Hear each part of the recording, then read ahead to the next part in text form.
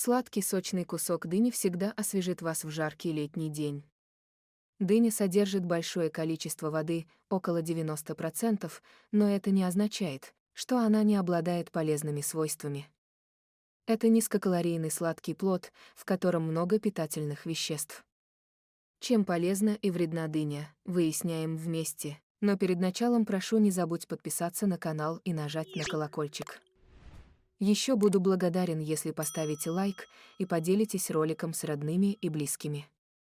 Что такое дыня? Дыня — это плод бахчевой культуры семейства тыквенных, который растет в теплом и влажном климате. Период ее созревания может занять от 2 до 6 месяцев. Существует большое количество разных сортов дынь: медовая, колхозница, торпеда, канталупа, касаба, туркменка и другие. Они различаются цветом кожуры и мякоти, скоростью созревания, местом выращивания, весом, вкусом и формой. Встретить на прилавке дыню можно уже с конца июля, начала августа. Сезон продаж длится чаще всего до октября. Калорийность дыни и питательная ценность. Небольшая порция дыни весом примерно 200 граммов содержит 64 калории, 16 граммов углеводов, 1,4 грамма клетчатки, 1 грамм протеина, 0 граммов жира. Польза дыни для здоровья. Дыня – продукт, богатый питательными веществами при низком содержании калорий.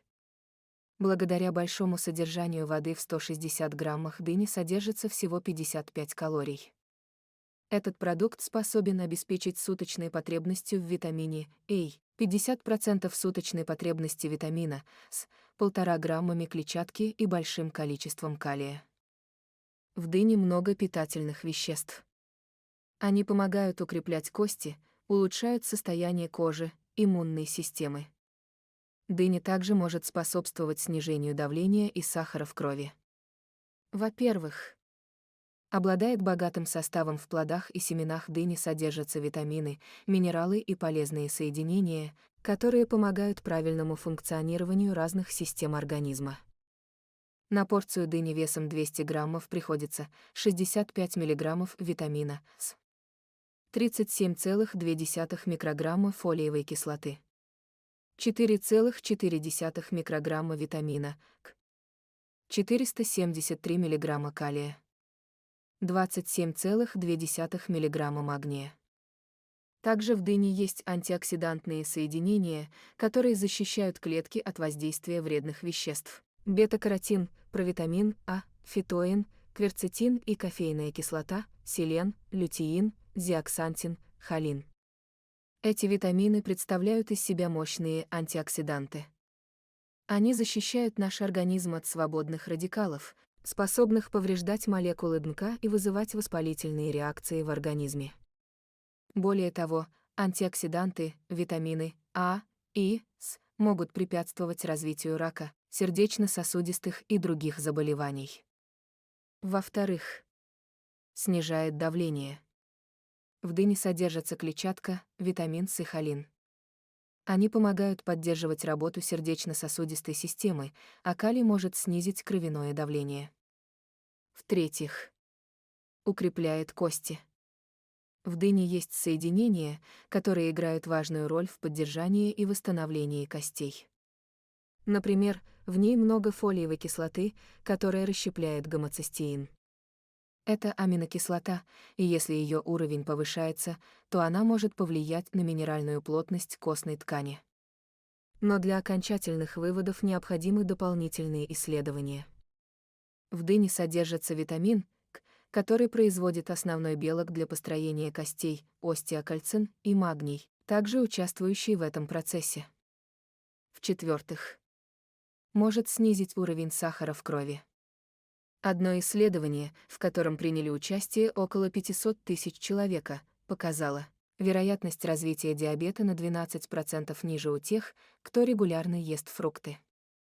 У диабетиков, которые ели фрукты хотя бы 3 раза в неделю, снизились риски возникновения осложнений на 13-28% и преждевременной смерти на 17%.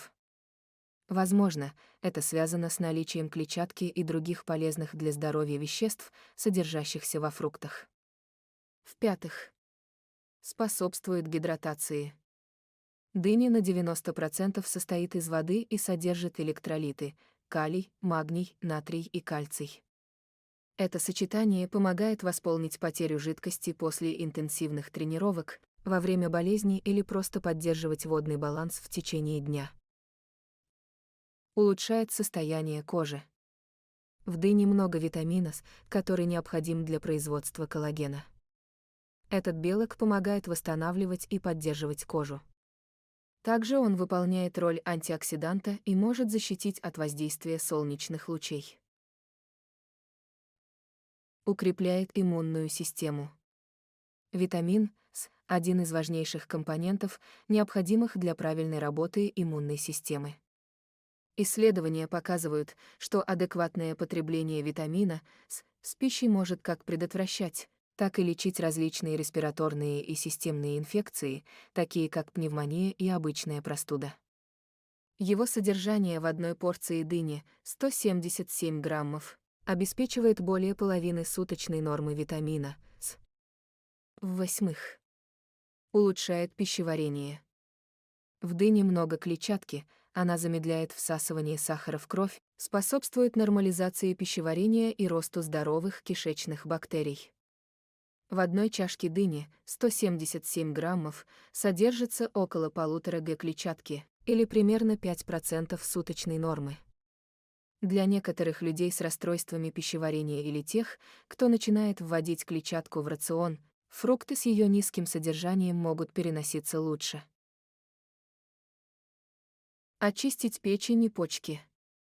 В мякоти дыни содержится инозит, который еще иногда называются витамином В8, хотя он относится к группе витаминоподобных веществ. Но как бы он ни назывался, его функция – предотвращать отложение жира в тканях печени, цирроз нам не грозит. Мягкое мочегонное и желчегонное свойство дыни тоже помогает разгрузить нашу выделительную систему и оздоровить организм в целом. А клетчатка активизирует пищеварительные процессы, не давая скапливаться в кишечнике токсинам и прочим вредным отложениям. В-десятых, поддерживает здоровье глаз. Дыня содержит лютеин и зеаксантин.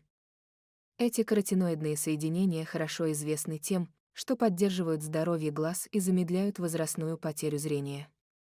Употребление большего количества фруктов и овощей способствует сохранению остроты зрения, защищает от развития катаракты и макулярной дегенерации, двух наиболее часто встречающихся заболеваний глаз, развивающихся с возрастом. Вред дыни. В целом употребление дыни у большинства людей не связано с рисками для здоровья. Однако, согласно данным Центра контроля и профилактики заболеваний Centers for Disease Control and Prevention, дыни связывают со вспышками пищевых отравлений в течение последних 10-15 лет. Причиной большинства таких случаев являются бактериальные инфекции, вызванные сальмонеллой или кишечной палочкой. Зафиксированы несколько смертельных случаев листериоза. Вспышки кишечной инфекции при употреблении дыни могут быть связаны с тем, что плод во время роста и созревания непосредственно контактирует с землей, откуда в него могут попадать бактерии из почвы и воды. Более того, бахчевые культуры обладают грубой и достаточно толстой коркой, где могут поселяться бактерии. Пищевое отравление – не единственный риск при потреблении дыни. Некоторые люди страдают от аллергии к пыльце амброзии. В этом случае при поедании дыни может развиваться оральный аллергический синдром, проявляющийся в виде першения в горле, зуда губ и даже отека языка, слизистой оболочки рта и горла. Эти реакции возникают из-за того, что иммунная система распознает схожесть аллергенов пыльцы амброзии с протеинами, содержащимися в дыне. Как выбрать и хранить дыню? Выбрать спелую дыню бывает непросто, поскольку мы не можем увидеть ее изнутри.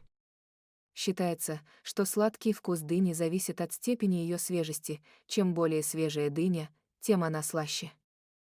Возьмите дыню в руки, и если она вам кажется тяжелее, чем вы этого ожидали, значит она поспела. Спелая дыня обладает особым ароматом, а ее корка слегка податлива при нажатии большим пальцем.